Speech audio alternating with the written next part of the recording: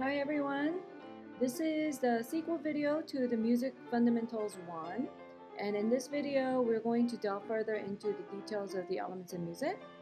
Note that the important new vocabulary will be underlined. Here's a quick review of the aspects of sound covered in the previous video. We learned that musical sound is described by 5 different features: pitch, dynamics, timbre, articulation, and duration. Again, an intoned sound is called a pitch, defined by particular wavelengths. And as an example, we said that the pitch A4 is of 440 Hz. Here is what it sounds like.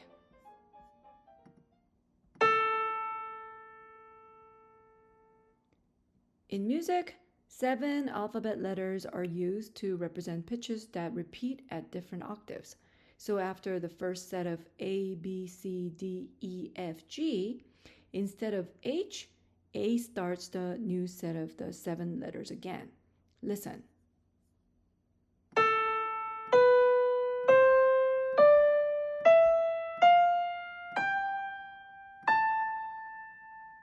As every pitch comes back after 7 different pitches, they are repeated at octaves.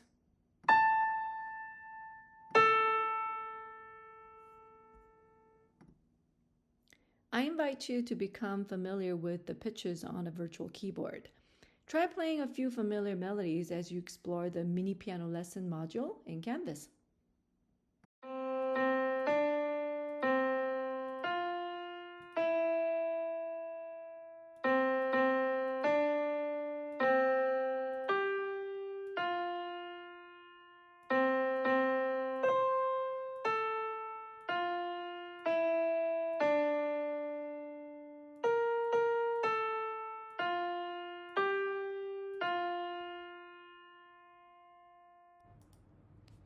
Europeans have come up with a notation system to capture these aspects of sound in writing. Of course, many other countries did the same, but the most standardized and widespread system owes its roots to the Western civilization. Staff is used to help trace the pitches. A staff is a set of 5 lines. Below, we see pitches A through G with repeating cycles of the 7 letters on a grand staff, which is put together by 2 staves connected with a brace and a bar line as indicated by the arrows. Clefs are used to show different ranges of pitches. For higher range of pitches, treble clef is used. It is also called G clef because it tells you where G above middle C is. The notes drawn on the lines represent pitches E, G, B, D, F, while the space notes spell the word face, F-A-C-E. For lower range, bass clef is used, which is also called F clef because it shows where F below middle C is. The notes can be remembered with the suggested acronym Good Boys Do Fine Always for the line notes and All Cows Eat Grass for the space notes. Notation of music was an important development for many reasons. When something is important, we write it down to remember, right? Likewise, without the invention of the notation, much of great music making would have either disappeared or changed significantly depending on people's ability to remember. In fact, this is why much of folk music has many variants and some lost forever. Notation also allowed composers to capture more specific expressions and instructions, and written music ensured reliable repeatability and wider distribution. It was central in the development of music literacy, and because of it, we are able to enjoy many masterpieces from centuries ago. But just like any other languages, it takes much training to master the reading and writing of music.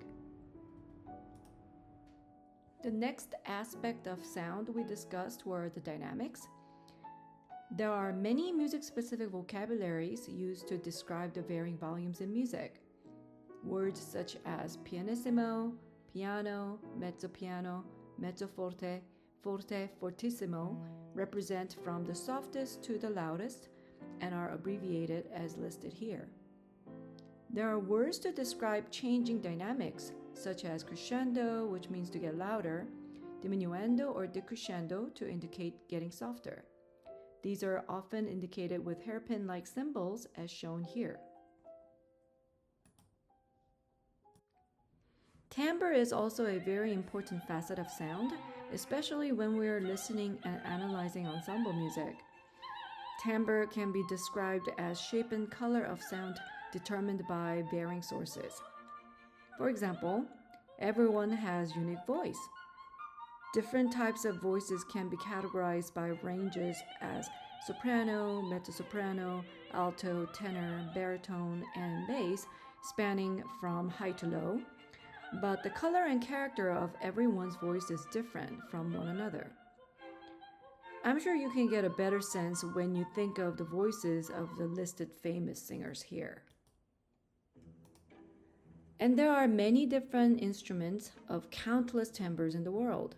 Still more is being invented, and with computer music in the game, there is no limit to new timbres available. There are two main category systems to keep track of all these instruments. One is Western Symphonic, which has 5 broad divisions of strings, woodwinds, brasses, percussions, and keyboards. The division is made roughly by the type of materials used to make the instrument, but there are inconsistencies. For example, saxophone and flute are grouped under woodwind, but they are not made of wood. Likewise, percussions include instruments made with all kinds of materials. The other system is Hornbostel-Sachs, named after 2 musicologists who developed the system. It also has 5 broad divisions, but it is based on how the sound is made. Chordophones are made by the vibrations of strings, aerophones by the air, idiophones by striking, shaking, and scraping, and membranophones by the skin vibrations. And the system also covers the electric instruments under the category of electrophones. Definitely check out the sounds of the instruments under the Instruments module, especially the Representative Music for Varying Instruments link. Here are some instruments commonly mixed up. Can you discern the sounds of violin from viola? How about saxophone versus trumpet? Or an oboe from bassoon? Make sure to listen to these. Next aspect of sound to consider is articulation, which concerns the beginning, sustaining, and ending of sound. Articulations differ depending on the playing technique of instruments. For example, when you pluck a string, this is a technique called pizzicato. It renders short and detached sound. When the string is bowed or arched, it has a smooth beginning, continuation, and release. Listen to compare. Here's pizzicato sound.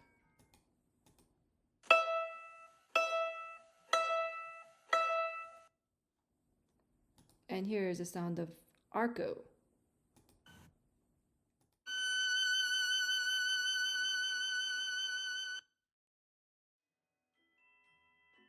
There are many different types of playing techniques for different instruments. Some general vocabularies that describe the articulations include staccato, which means to play detached, legato, which means to play connected, and several more that dictate particular ways of rendering the sound are listed here. The last aspect of sound that we mentioned was duration. Every sound has a particular length and is kept track by a steady beat. For example, let's say that we decide that a steady beat for a particular music will be at 60 BPM, which is the same as the sound of clock ticks. Listen.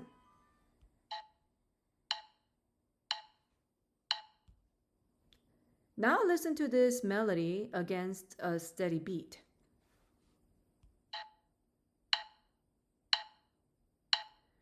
Lu, lu, lu, lu.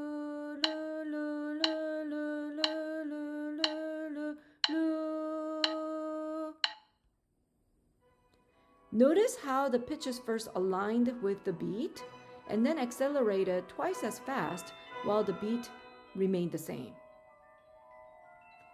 Beats are defined with meters or time signatures, which set the grouping of the beats to be in either duple or triple in a measure. Shown here are simple duple and triple meters, but there are many more varieties. The top number indicates the number of beats in a measure, whereas the bottom 4 indicates that a quarter note is set as the steady beat. You can hear the groupings clearly when you remember that the first beat of the grouped beats is accented. In the example we will hear, it is marked with the accent symbol. Take a listen. 1, 2, 1, 2.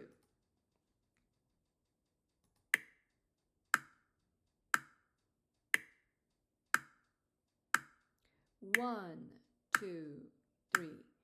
1, 2, 3. It takes much training to tell whether the music is in duple or triple meter, but the more you listen, the more you will be able to tell the difference.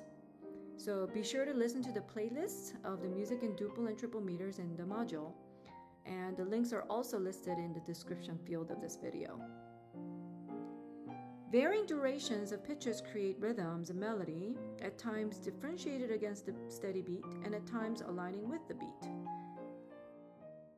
First, we're going to hear the steady beat clicking along for 2 measures.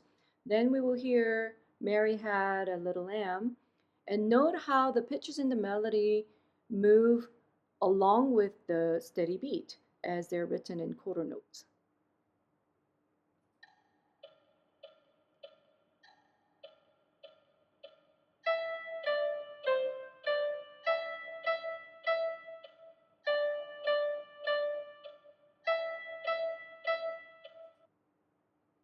Next, we are going to hear Hot Cross Buns, and you will see that the pitches are now longer than the beat value, sometimes twice, sometimes 4 times.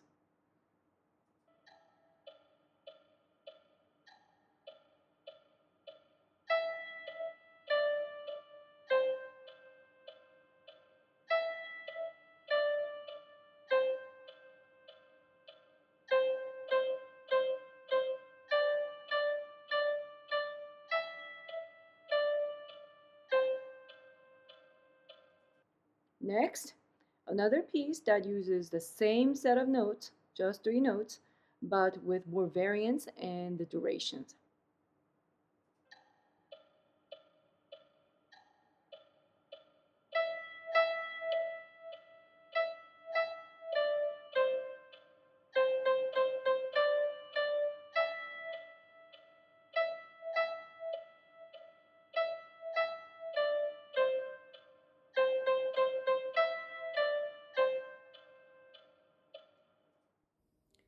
The PDF is available also for download in the class Canvas module. Again, an important note to make here is that rhythm and beat are not the same entity. The beat remains steady, equal duration, while rhythm varies, though sometimes it can align with the beat. As you may have noticed in the demo video and PDF, indications of the different durations of pitches are captured in varying symbols of notes such as whole note, half note, quarter note, and eighth notes. Similarly, the rests of equivalent values are called whole rest, half rest, quarter rest, and eighth rest. As mentioned before, it takes much training to be able to read and write music, which is granted in learning any language. But having the general idea will absolutely help you to listen to and understand more details in music. The more you know, the more you see, or in our case, more you will hear.